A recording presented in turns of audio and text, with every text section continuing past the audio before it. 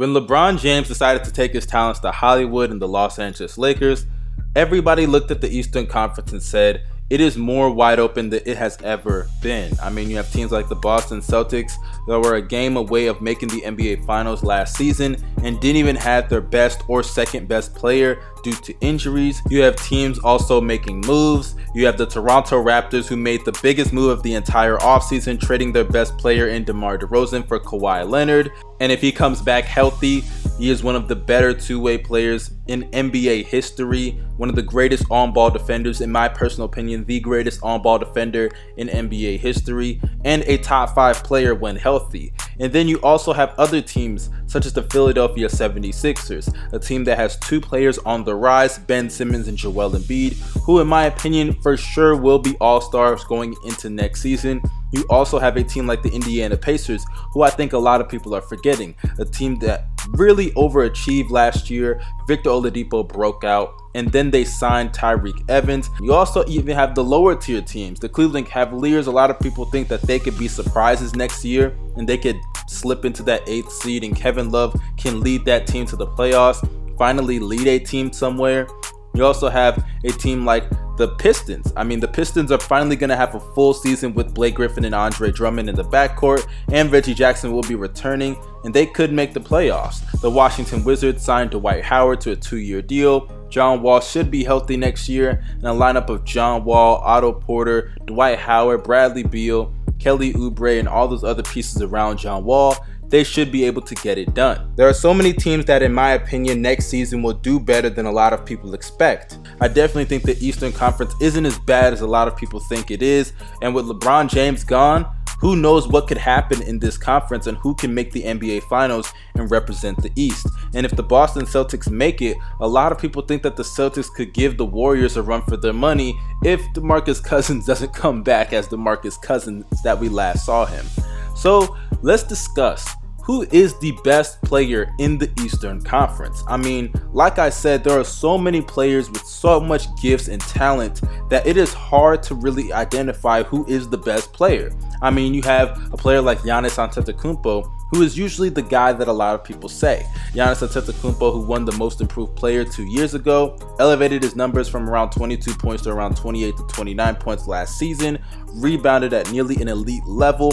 He is a really solid passer, and he plays defense at an All-NBA level. And with his length and physical gifts and abilities, who knows how great that he could be going forward. But that's the thing that I see about Giannis. I think that he is a player that we need to look out for going forward. But as of now, I cannot put him above a player such as Kyrie Irving, who has shown in the big moments he can get it done, and he can lead his team to more wins. It's all great when you put up numbers, but when you can't lead your team to wins and get past the first round of the playoffs, when you get prime opportunities to do so, I can't put you above a player like Kyrie Irving, and I can't put you above a player like Kawhi Leonard. And though you can look at the talent and the dominance that he shows on the court, jumping over Hardaway, blocking shots like crazy, hitting game-winning dunks on players, dunking over 8-foot guys, basically. This guy is a monster. We all know he dominates the court, but the dominance doesn't exactly lead to the wins that you would expect. When a team like the Boston Celtics,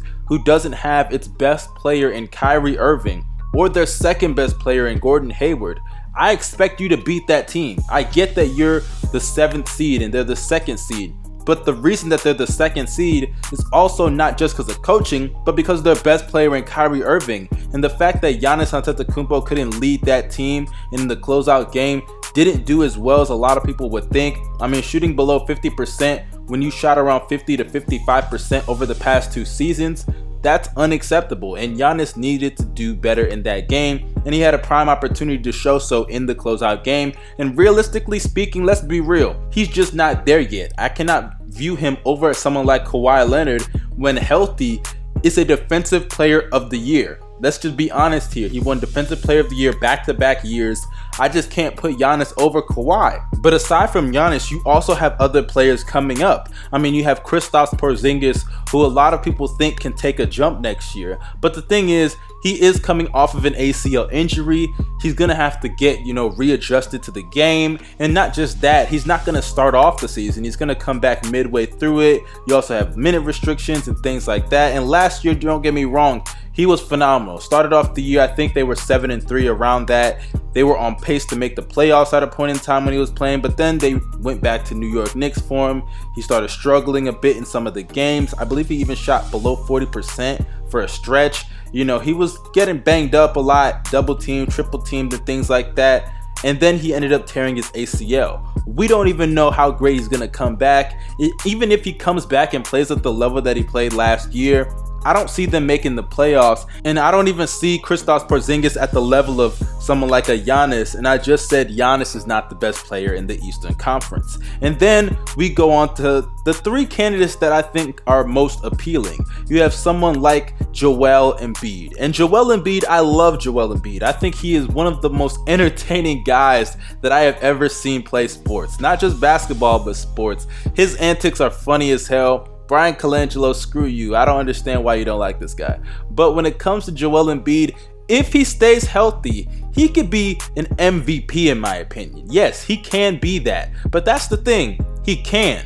One, his health is still a big concern. I understand the face injury was a freak accident. Comment section, relax. I get it. It was a freak accident. But it's still an injury nonetheless. I mean, Derrick Rose was suffering numerous injuries, and there was a season that he had an eye injury. Remember that? The face mask D Rose? But at the end of the day, an injury is an injury. Fragile is fragile. It doesn't matter where you get hurt. It's an injury nonetheless. And Joel Embiid, he's got to prove to me that he can stay on the court for at least 70 to 75 games. He has not yet to do that.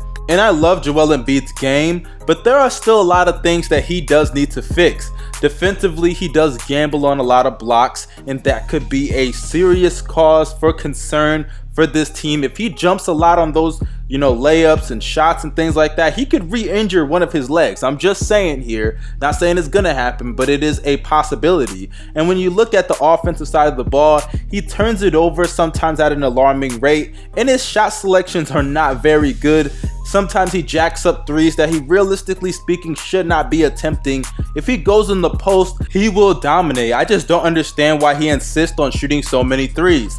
But that leads me into the next player that we're going to discuss, and that is Uncle Drew himself, Kyrie Irving. A guy who led his team to over 50 wins and at one point in time was the first seed in the Eastern Conference. Dominating teams, went on about a 16-game winning streak in the beginning of the season. Correct me if I'm wrong in the comments. He was phenomenal last season. Nearly shot 50, 40, 90, averaged over 20 points and just around 5 assists. He was great, led that team. But the thing I see about Kyrie, I've been noticing a lot of hate online for Kyrie Irving, but that's a video for another day. And I think that Kyrie Irving definitely is one of the 3 best point guards in the entire league. I ain't gonna say where he ranks among the 3, but you guys just get the gist. He is one of the 3 best point guards in the NBA. But the thing about Kyrie is, though he is great, a lot of people aren't gonna view him in the light that his talent requires them to view him, because of the fact that, let's be real, 1, people still hate him for leaving LeBron. The Bronsexuals, they hate him. That's why they say he's overrated every day on Twitter. And 2, his numbers are not going to reflect how great he is, because he's sharing the ball not only with Jason Tatum, who's going to get a lot more touches next season, Jaylen Brown, who's going to get more touches, and Gordon Hayward is returning from injury.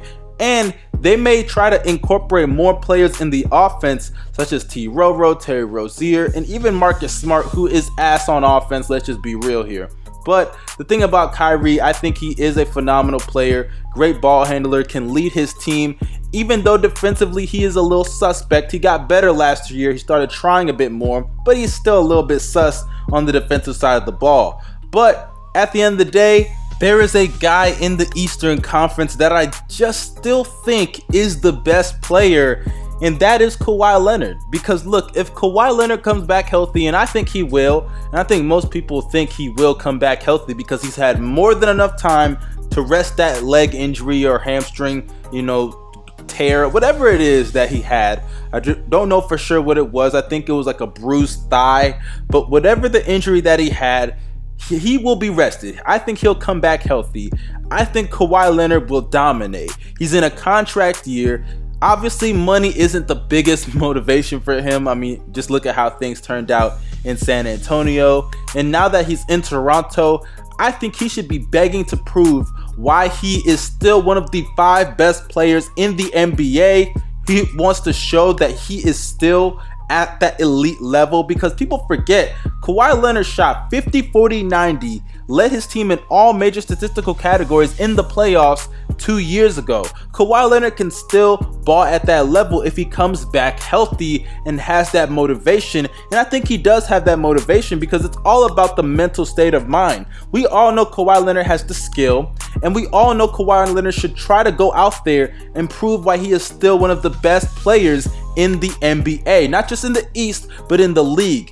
But it's going to be very interesting to see Kawhi in Toronto, just wearing that jersey and being in Canada playing with those fans. I'm sure they will embrace him because they do want him to stay.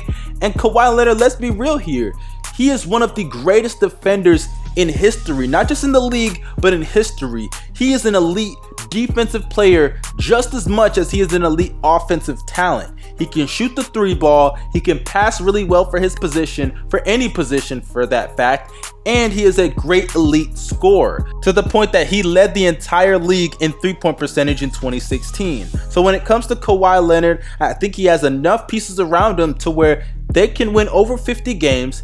They can be around a second, if not possibly a first seed in the Eastern Conference, and he will prove why he is the best player in the Eastern Conference, in my opinion, and one of the top 5 players in the entire league. Hell, who knows? He might win the MVP, Defensive Player of the Year, All NBAs, All-Star appearances, all that in one season. I mean, we haven't seen a lot of players win MVP and Defensive Player of the Year. It'll put him in a class with Hakeem, Jordan, and a lot of other players that, realistically speaking, are one of the greatest players, top 50 players in NBA history. And Kawhi Leonard can definitely cement that if he comes back healthy and comes with the attitude and mindset to dominate the league. Not the East, but the league. You guys, if you liked this video, drop a like, comment down below if I left any players out. I'm sure some people will say John Wall, but hey, he's not in the conversation, just suck it up.